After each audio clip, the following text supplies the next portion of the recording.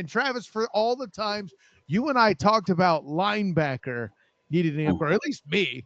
I know I was crying about it, it felt like, but Jack Kaiser, the pick, I was a little surprised by this one myself, to be honest, but walk me through what you saw. I mean, I was not surprised. I actually I sent a message to a friend of the show, Mike Barber, that the Jaguars would be drafting a linebacker right after the 100th pick. Like I said it in writing, and then I tweeted it after the fact. And this boy is a dog.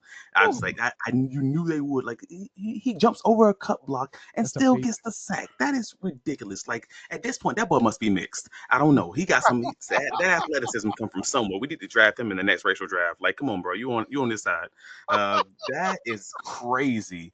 Man misses the cut block, go gets back up, looks like a zombie in I Am Legend, and I don't know what to do with that. Like athletically, when you look at the combine and everything else, he doesn't come out like he doesn't pop off the screen as this guy who's like uber athletic. But then when you look at the tape, he doesn't miss tackles. Like he has less than a 5% missed tackle rate, which is one of the best rates for any of the linebackers in this draft class.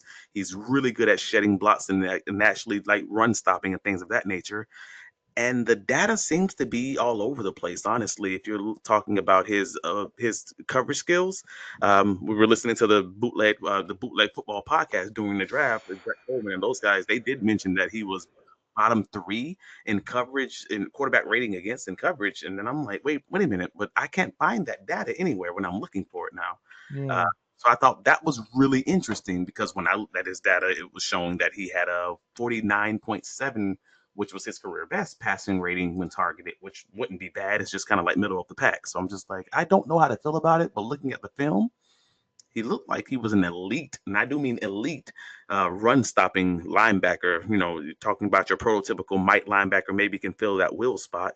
And at minimum, he is going to be that ceiling raiser for that Chad Muma spot as a backup linebacker to start off, and he may be able to step in pretty early on and give you a little bit more. But I have a small theory, but I wanted to know your thoughts on like what did you see from Jack? How did you feel about him?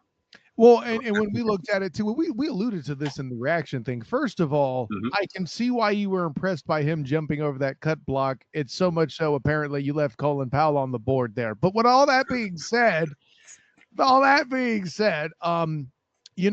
from what I hear too of reports surrounding him is that he was a big leader on that defense.